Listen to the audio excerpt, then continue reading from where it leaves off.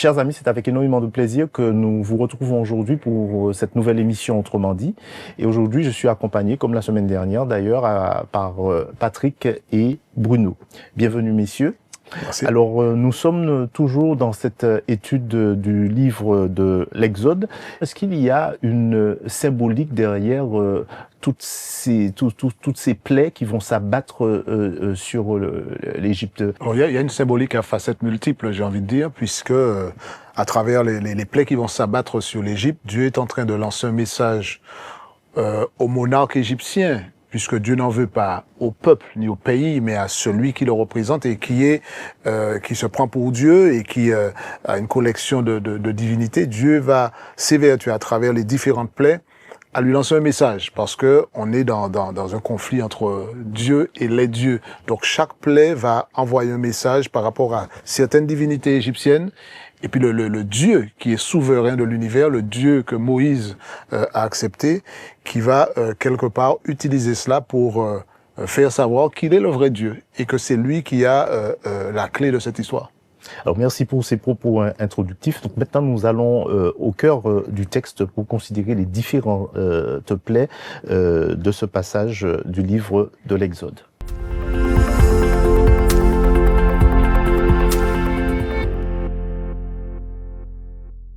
Alors avant qu'il n'y ait ces différentes plaies qui vont s'abattre sur l'Égypte, il y a un épisode où on voit Moïse avec un bâton, donc une verge qui va jeter par terre et qui va engloutir, enfin je fais des raccourcis, qui va engloutir les serpents des magiciens égyptiens. Qu'est-ce que cela signifie?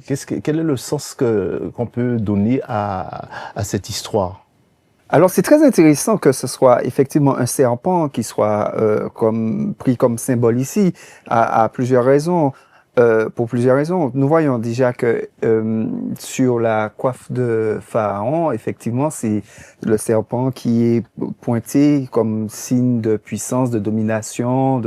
Mais c'est intéressant de voir aussi que en lisant la Bible, que le serpent a été dès le départ dans le jardin d'Éden comme justement le symbole qui représentait l'opposé à Dieu en fait. Donc on voit que c'est, on va dire, un petit clin d'œil où on voit ici Dieu face à ce qui représente l'anti-Dieu en fait. Alors mais pourquoi l'histoire se termine comme ça avec la victoire d'un serpent sur tous les autres serpents, et c'est celui qu'avait enfin le bâton transformé en serpent qu'avait Moïse et Aaron? Effectivement, et comme Patrick le disait tout à l'heure, Dieu avait besoin de faire passer des messages, et Dieu est en train petit à petit de montrer tout ce que l'Égypte considère comme Dieu, comme puissant.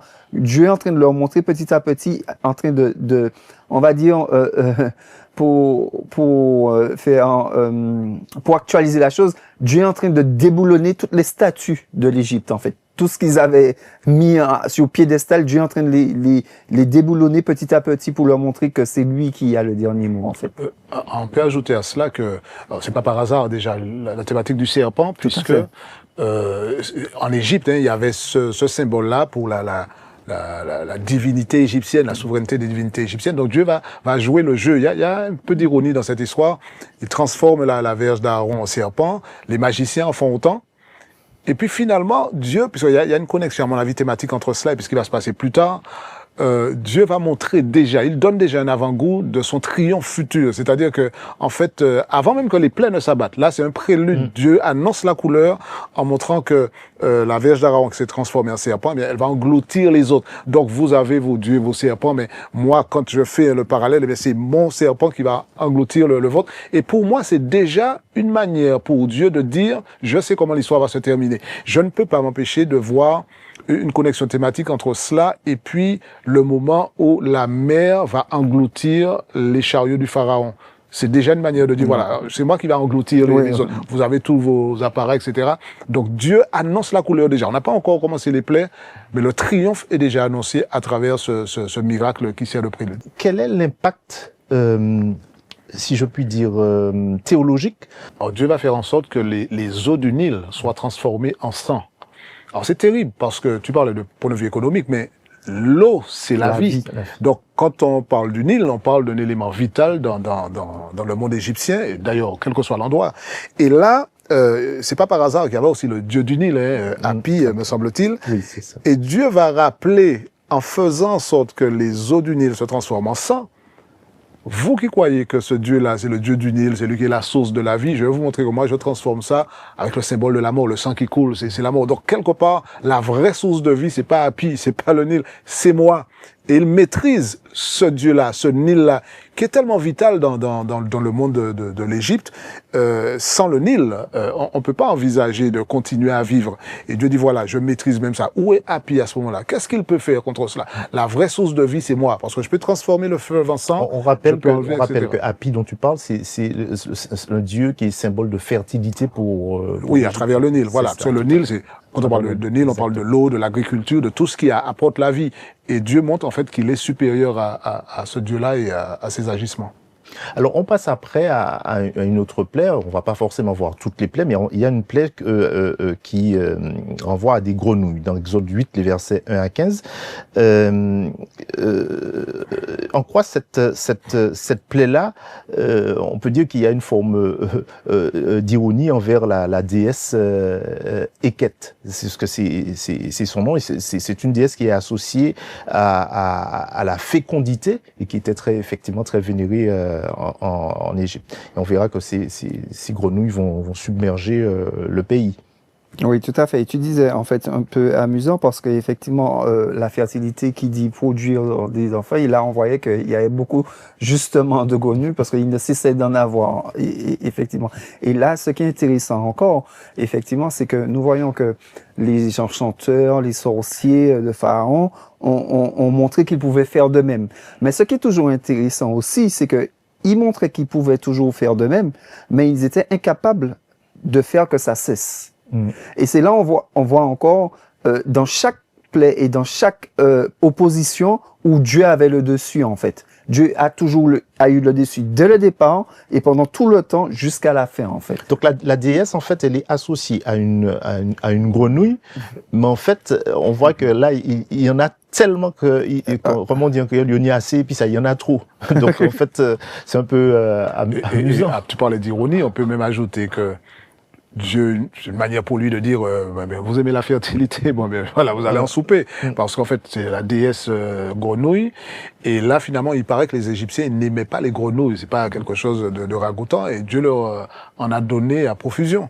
Donc, il y a un message. Tout à fait. Et pour encore symbole, parce on a vu le serpent dans la Genèse, on le retrouve dans l'Apocalypse, le serpent ancien, mais les grenouilles aussi. Là, on retrouve dans Apocalypse 16, verset 13, où il dit, et je vis sortir de la bouche du dragon et de la bouche de la bête et de la bouche du faux prophète 3 esprits impurs semblables à des grenouilles. Car ce sont des esprits de démons qui font des prodiges. Donc, on voit que vraiment, dans le schéma, dans l'affrontement qu'il y a en Égypte et Dieu, on voit vraiment que, en fait, c'est Dieu face au mal, en fait. Mais l'Égypte lui-même, dans sa position, sa posture par rapport à Dieu, est-ce qu'il n'y a pas quelque chose à dire justement dans la Bible d'une manière générale, l'Égypte en tant que telle? Alors même si effectivement Joseph a pu avec Moïse aller se réfugier en Égypte, mais d'une manière générale. Oui, c'est vrai, c'est pas, le peuple de Dieu, c'est le peuple de Dieu, le peuple d'Israël, ouais. Et il y a souvent eu, d'ailleurs, ce peuple-là qui était dans le sens contraire. Il y avait les divinités, on a vu l'esclavage égyptien. Donc, quelque part, Dieu est en train, et Bruno a fait justement une allusion qui est fort pertinente, me semble-t-il, c'est qu'en fait, cette histoire de plaie-là, cet épisode particulier, c'est une sorte de version miniature du conflit entre le bien et le mal. Entre le Dieu et les dieux, entre Dieu et Satan. En fait, c'est ce qui est en train de se jouer là. C'est le vrai contre le faux, la vérité contre l'erreur.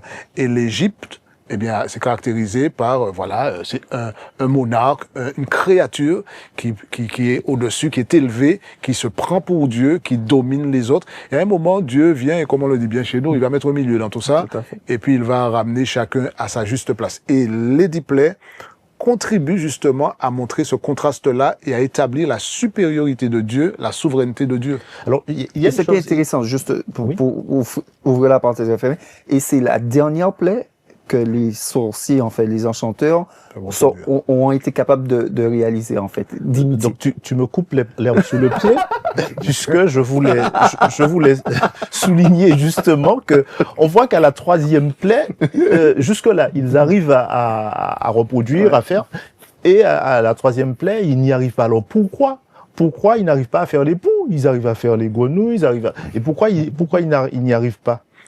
Moi, je pense que Dieu, comme je l'ai toujours cru, est un pédagogue hors pair. Tout à fait. Vous allez voir que les plaies vont aller en s'intensifiant, c'est-à-dire la gravité des plaies, on est dans quelque chose d'assez général qui va toucher un petit peu tout le monde, et puis après ça va être plus spécifique et plus profond, jusqu'à la dernière plaie qui est terrible. Donc quelque part, allez, vous pouvez imiter, allez-y, ok, première, deuxième, et puis après je vais vous montrer, bon, là maintenant je tire le frein. Mais ils vont dire d'ailleurs quelque chose d'assez intéressant. Oui, c'est le droit de Dieu. Exactement. C'est là, c'est-à-dire qu'à un moment, ils vont, et c'est là la pédagogie de Dieu qui est formidable. Dieu Dieu leur permet de faire, tout à fait, Dieu leur permet de reproduire la première plaie, reproduire la deuxième, les grenouilles, la dernière fois, et puis après, là, ils sont forcés, parce que la pédagogie de Dieu, ça fonctionne quelque part, ils sont forcés de constater que là, on peut pas, c'est vraiment le droit de Dieu. Donc, ils commencent à réaliser ou à avouer qu'effectivement, là, le Dieu qui est derrière cela, eh bien, il nous dépasse. On ne peut pas reproduire ça. Et quel Dieu? Parce que ils ont des dieux. Oui, mais en fait, le Dieu que Moïse leur présente, l'Éternel, et ils ne l'ont pas c'est de accepté. celui-là dont il parle. Ah, mais bien sûr, puisque en fait, leur Dieu, ils vont l'invoquer, mais il est incapable d'apporter quoi que ce soit. Et d'ailleurs, chacune de leurs divinités va être mise à mal par l'arrivée de ces différentes plaies. Tout à fait. Donc, ils sont forcés de constater que finalement, le Dieu de Moïse, eh bien, il a une supériorité qui s'affiche et qui expose leur impuissance, notamment dans la reproduction des plaies à partir de la 3e. Pourquoi 10 plaies? Pourquoi cette gradation, justement, pour arriver à faire capituler Pharaon? Oui, comme le soulignait Patrick la semaine dernière, j'ai beaucoup aimé quand il a dit ça. Donc, nous ne comprenons pas toujours la pédagogie de Dieu, mais quand nous arrivons à la fin du film, nous comprenons exactement pourquoi il l'a fait, à quel moment il l'a fait, et c'est là que nous nous rendons compte que nous avons affaire, pas avec un homme, mais avec un Dieu qui a une intelligence, qui a une préscience, qui nous dépasse, en fait. Et nous sommes émerveillés à chaque fois, après, dans le résultat, en fait. Exode 12, le verset 12, on voit que Dieu dit qu'il exerce des jugements contre tous les dieux d'Égypte. Est-ce qu'on peut dire qu'il y a une portée théologique derrière cette phrase-là? Je pense que c'est une manière de mettre encore en exergue ce contraste entre le Dieu, l'unique, et puis la perversion humaine qui consiste à voir dans des créatures, dans des objets quelconques, des divinités. Puisque chaque divinité avait sa spécificité. Voilà, il y avait la fertilité, le Dieu de la guérison, etc. Et chaque plaie va quelque part être une occasion pour Dieu de défaire ce qu'ils ont établi. Vous ne reconnaissez pas qu'il n'y a qu'un seul Dieu, qu'il y a un souverain de l'univers en ma personne. Eh bien, vous avez établi un Dieu de la guérison. Voilà, cette maladie qui va vous frapper, vous ne pouvez pas vous en défaire. Le Dieu dont vous parlez, il est impuissant. Donc, il va s'évertuer à travers les 10 plaies. Je pense que 10, c'est quelque part symbolique, parce que souvent, on va utiliser des chiffres pour parler de la multitude. Donc, c'est pas un dénombrement exact à la virgule près en disant qu'il y avait, je pense qu'il y avait plus de 10 divinités en Égypte. Mais c'est une manière de montrer, à travers ce chiffre-là, que, voilà, toute la panoplie de divinités que vous vous êtes donné, ben, ils ne peuvent rien face à la puissance du seul vrai Dieu. Et c'est ça, je pense, qui à la fois énerve le pharaon, mais qui l'amène quelque part, lui et certains de ses acolytes, à réaliser que, voilà, quoi, ils sont impuissants. Avec toute leur divinité, aucune divinité, dans le texte, on ne nous rapporte pas qu'une divinité a réussi à renverser la vapeur, à guérir les maladies, à ramener la lumière, etc. La supériorité de Dieu s'affiche sur chacune des divinités égyptiennes. Comment Pharaon réagit-il au fil des plaies? Est-ce que finalement, progressivement, il se dit, bon, je vais les laisser aller, etc., ou bien est-ce qu'il s'obstine? Oui, non, mais c'est exactement, et c'est pour ça que Dieu, au départ... Non, mais c'est exactement quoi? On revient à la question où il est dit que Dieu endurcira le cœur de Pharaon. Et c'est là que nous comprenons effectivement, quand Dieu dit cela, Dieu avait déjà la fin du film. Dieu savait que à chaque fois qu'il allait montrer à Pharaon que c'est lui le vrai Dieu, que Pharaon n'aurait pas accepté ce message-là, qu'il n'aurait pas accepté cette vérité-là, et qu'il aurait endurci son cœur. D'ailleurs, quand les sorciers, les enchanteurs de Pharaon disent, bon là, on a affaire avec quelqu'un qui nous dépasse. Eh ben, aussitôt, le texte nous dit, Pharaon durcit son cœur. À la troisième plaie. Quand il dit, non, là, c'est le droit de Dieu. Là, le texte nous dit, Pharaon durcit son cœur. Parce qu'il ne veut pas reconnaître que non, que ce Dieu-là est supérieur à leur Dieu. Et qu'est-ce que cela nous apprend sur l'homme? Donc, Pharaon a été victime de ça. Mais qu'est-ce que ça nous apprend sur ce défaut-là ou cette manière qui caractérisait Pharaon? Alors, c'est un trait de caractère qu'on retrouve non seulement chez Pharaon, mais c'est chez l'être humain qui, parfois, ne voudra pas l'avouer, mais le fait de savoir ne transforme pas l'individu. Donc, Pharaon, on constate, il n'est pas aveugle, il n'est pas sourd, il voit ce qui se passe. Il voit que ces divinités sont impuissantes face à la démonstration que fait Dieu. Il est orgueilleux, alors. Il est orgueilleux, donc ça veut dire que cet attachement-là au moi, je ne veux pas capituler, parce que même si je vois qu'il y a une divinité qui me dépasse, je suis quand même Dieu. Voilà, donc il ne veut pas se soumettre au Dieu de ce peuple qu'il mettait en esclavage. Et peut-être qu'il se dit, mais si c'était vraiment un Dieu, il les aurait pas permis il aurait pas permis de traverser cette expérience d'esclavage. Donc, il se fait un film à lui-même, il s'accroche au moi, et puis il refuse de capituler parce que quelque part, il pense que voilà, Dieu a fait une démonstration, mais il est attaché aux divinités, donc il ne veut pas lâcher le morceau. C'est une caractéristique humaine et parfois, il est nécessaire que certains arrivent au fond du trou pour pouvoir rebondir. Il est nécessaire parfois qu'on arrive à une extrémité pour pouvoir vraiment ouvrir les yeux, même si intellectuellement on réalise certaines choses. Donc ce n'est pas surprenant que Pharaon réagisse ainsi. D'ailleurs, dans la Bible et dans la vie en général, souvent, certains ont besoin d'aller jusqu'au bout pour pouvoir faire un volte-face. Ou pas. Ou pas, voilà. En l'occurrence de Pharaon, et pas que Pharaon, on voit aussi, c'est aussi Lucifer. Parce que à maintes reprises, Dieu a voulu lui montrer effectivement que c'est lui Dieu et jamais, jusqu'à dans le désert, on voit que Lucifer, Satan, a refusé de reconnaître comme Jésus étant le Créateur.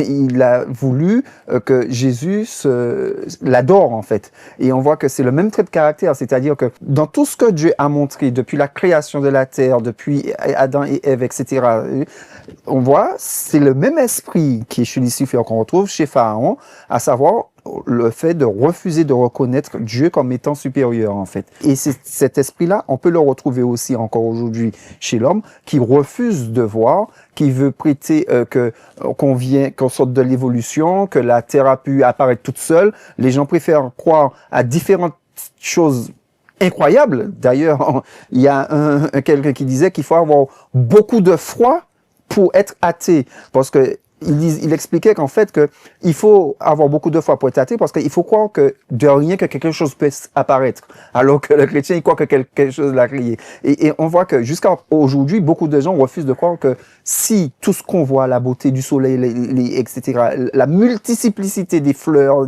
des créatures, que ce soit un Dieu qui existait, mais non, ils préfèrent croire que cela vient par hasard, et puis que ça c'est comme ça en fait.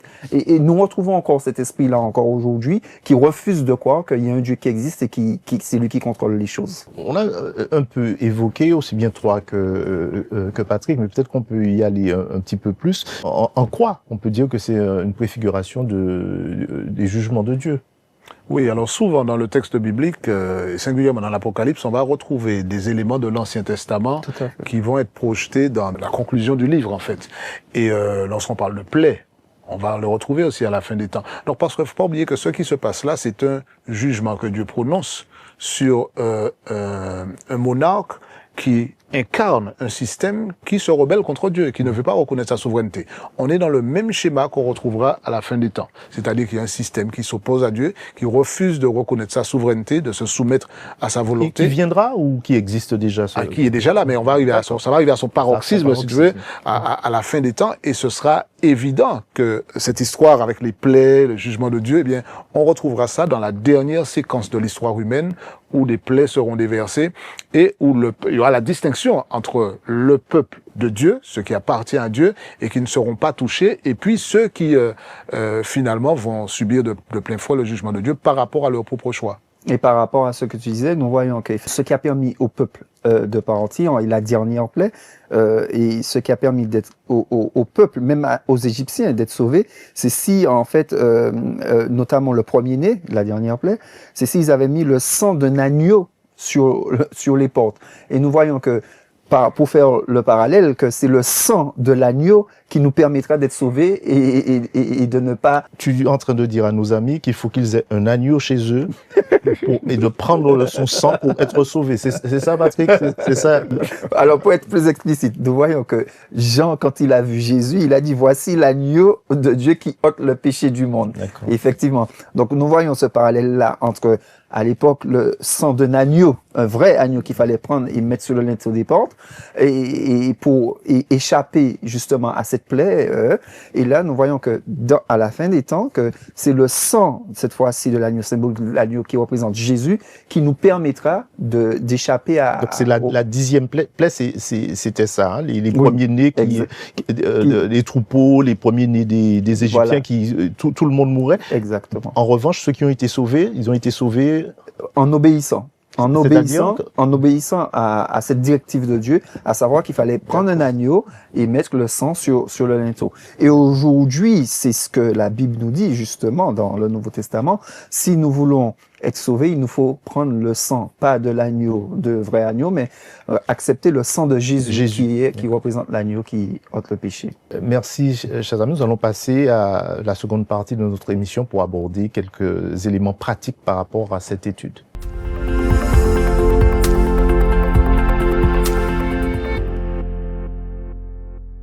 Alors, nous avons vu tous ces dieux égyptiens qui ont été battus à plate couture par Dieu, le seul Dieu qui existe. Mais quels sont les dieux modernes que nous aurions dans nos vies aujourd'hui? Alors, il faut bien comprendre que l'Exode, c'est le triomphe de Dieu sur Satan. À travers l'Égypte qui maintient le peuple de Dieu prisonnier, Dieu va utiliser Moïse, mais c'est sa puissance qui sera à l'œuvre pour délivrer le peuple. Donc c'est le triomphe de Dieu. Et cet exode-là, en fait, il se répète. Alors, dans un sens spirituel, pour ceux qui seront délivrés de l'expérience du péché, et de manière peut-être plus pratique par rapport à ta question, aujourd'hui, il y a des divinités qui peut-être ne sont pas définies comme telles. Qui veulent prendre la place de Dieu. Qui veulent prendre la place de Dieu dans ma vie. Donc j'ai l'orgueil, j'ai le moi, j'ai l'argent, j'ai la convoitise. Il y a tellement de choses qui peuvent faire concurrence à Dieu et à sa souveraineté dans ma vie. Donc je choisis ou pas de faire confiance au vrai Dieu ou alors de m'accrocher à ces dieux factices, en fait, qui vont devoir capituler face à la puissance de Dieu.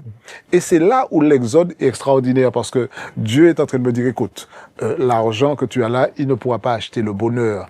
Il va peut-être te donner l'illusion que tu peux posséder certaines choses, mais ce dont tu as vraiment besoin, l'argent ne pourra pas te le donner, aussi important que soit l'argent. C'est intéressant ce que tu dis parce que l'exode aussi, c'est une situation où on est esclave. Oui, justement, quand on est esclave, on a besoin d'être libéré, on a besoin d'être délivré. Et parfois, le pire esclave, c'est celui qui ignore qu'il est dans la servitude. Et quand je suis, sans l'avouer à moi-même, esclave de l'argent, d'une mauvaise habitude, du regard des autres ou d'autres choses, j'ai besoin effectivement de faire cet exode-là, de cette servitude-là qui me maintient inféodé à un système ou à une personne. Et puis à vivre la liberté que Dieu rend possible à travers cet exode-là. Il délivre comme il a délivré et aucun Dieu ne lui a résisté. Avec l'extraordinaire collection de divinités qu'avaient les Égyptiens, aucune divinité n'a pu tenir face à la puissance de Dieu. Et je crois que c'est une démonstration qu'aujourd'hui, quelle que soit la divinité qui est intronisée dans notre cœur, chez nous, quelque part dans notre expérience, Dieu est supérieur. Et il nous demande de ne pas rester y accroché, parce qu'il n'y aurait pas eu 50 000 plaies. À un moment, Dieu dit, voilà, tu n'as pas compris, eh bien voilà. Et la délivrance serait appliquée comme ça a été. Alors, on voit que Pharaon a repoussé quasiment jusqu'au bout les appels de Dieu à travers Moïse de laisser partir le peuple. Donc son cœur s'endurcit. Mais pour nous aujourd'hui, comment faire pour éviter d'être aussi dur que Pharaon quand Dieu nous parle?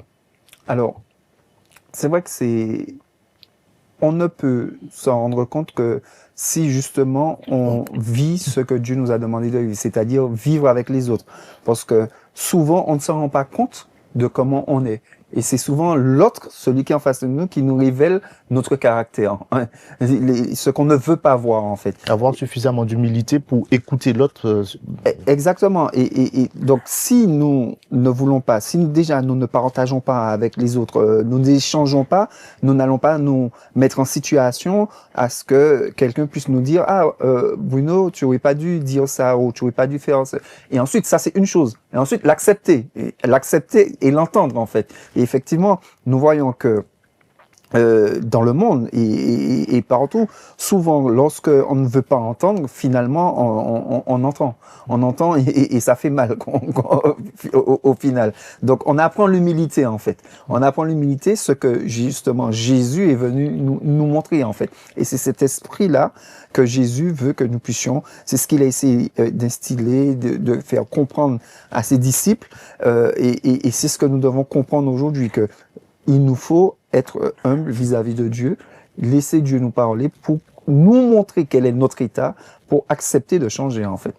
Quel rôle donc les épreuves peuvent-elles avoir dans la manière dont on va comprendre Dieu, si je puis dire, comprendre Dieu?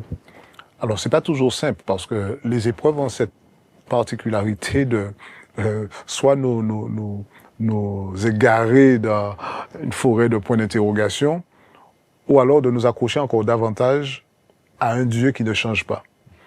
Et je crois qu'il y a des leçons pour nous aujourd'hui, puisque on sait déjà la victoire finale de Dieu.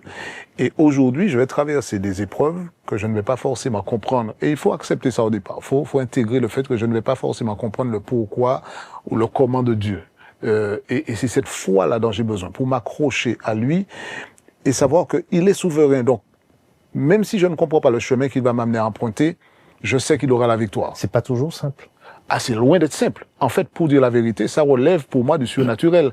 Parce que le rationnel humain ne pourra pas capter cela. On ne pourra jamais arriver à comprendre et à justifier même des attitudes, des situations que Dieu va laisser se produire. Et ça demande une foi qui est un don de Dieu. Pas une foi que j'aurais cultivée en lisant des livres et puis en allant faire un stage. C'est une foi que Dieu me donne, qui me permet justement de rester accroché à lui, même lorsque je devais traverser l'Égypte, que je devrais subir des situations que j'estimerais injustes, mais qui quelque part ont aussi la faculté de me rapprocher de ce Dieu-là. Moïse a vécu des choses terribles, mais il s'est accroché, il a grandi, il s'est rapproché de Dieu et il est devenu le personnage emblématique des Écritures que l'on connaît. Quel lien on peut faire entre la libération d'Égypte et la libération spirituelle? Parfois, on peut éviter justement de passer par certaines épreuves si nous écoutons Dieu, en fait. Parce que quand Dieu vient, il se présente, il parle d'abord. Il dit pas vous aurez des épreuves, non. Il demande des choses à ce que... Et pareil pour nous aujourd'hui. Il y a certaines épreuves que nous pouvons éviter. Il y en a qui viendront, voilà. Mais il y en a que nous pouvons éviter si nous obéissons à la parole de Dieu, en fait. Et nous voyons que aujourd'hui, comme dans l'ancienne Égypte, que ce qui fait la différence, c'est si on écoute et on obéit à Dieu. C'est ce qui fait la différence. Ça ne veut pas dire qu'on va pas passer par des épreuves, parce que même lorsque le peuple a été libéré à la 10e plaie, après nous voyons que c'est, on va dire, c'est d'autres formes d'épreuves qui vont commencer justement pour qu'ils puissent apprendre à vraiment connaître ce Dieu-là. Parce qu'ils ont vu la libération à travers Moïse, mais après ils devaient apprendre justement à connaître ce Dieu-là dont Moïse parlait, en fait. Et aujourd'hui, nous gagnerons justement à connaître ce Dieu-là afin que effectivement, que nous puissions éviter certaines épreuves et affronter certaines épreuves, non plus tout seul, mais avec ce Dieu-là, en fait. Quelle décision spirituelle et concrète Dieu nous pousse-t-il à prendre en ce moment? Moi, je crois que si on devrait dire les choses de manière synthétique, c'est que Dieu souhaite une chose, c'est à devenir le maître de notre vie. Alors, non pas un maître tyrannique qui nous maintiendrait en esclavage, mais c'est une relation extrêmement importante d'avoir Dieu sur le trône de notre vie, parce que si c'est lui qui pilote, on sait qu'on ne sera pas dans un esclavage où notre dignité aura disparu, où notre épanouissement ne sera plus d'actualité, on sera dans une relation de soumission, d'obéissance, mais tellement épanouissante, tellement enrichissante, tellement grandiose, que rien n'est comparable à ça. Donc, je crois que l'invitation de Dieu, sous des formes diverses, c'est est-ce que tu acceptes que je prenne le volant? Est-ce que tu acceptes que je sois celui qui pilote ta vie, que je sois sur le trône de ta vie? Tu seras gagnant. Et je pense que cette invitation-là, elle ne se refuse pas. Oui, donc nous voyons au travers de l'histoire de l'Exode, l'histoire du peuple d'Israël, de Moïse, que en fait Dieu nous appelle à prendre position pour lui.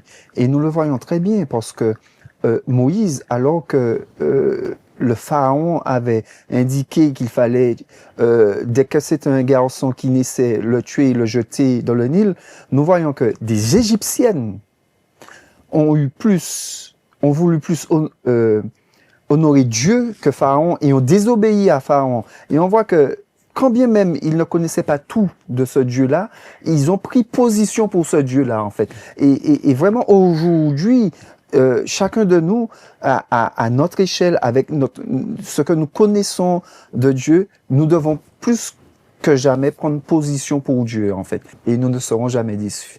Alors j'ai envie de dire, pour m'octroyer le mot de la fin, mais c'est toujours comme cela, peut-être ne pas attendre jusqu'à la 10e plaie pour se prononcer pour Dieu. En tout cas, chers amis, nous vous remercions de nous être toujours aussi fidèles. Et nous nous retrouvons pour une prochaine étude la semaine prochaine et vous invitons à poursuivre l'étude de la parole de Dieu pour y découvrir ces pépites. Merci beaucoup.